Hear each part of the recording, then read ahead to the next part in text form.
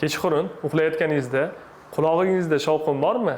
Buni sababini hozir tushuntirib beraman. Aksariyat holatlarda quloqni nervi, ya'ni quloqni maxsus tovushni miyaga yetkazib beruvchi nervi shikastlangan bo'lganda ham xuddi shunday holat yuzaga keladi va bu holat tinnitus deb aytiladi.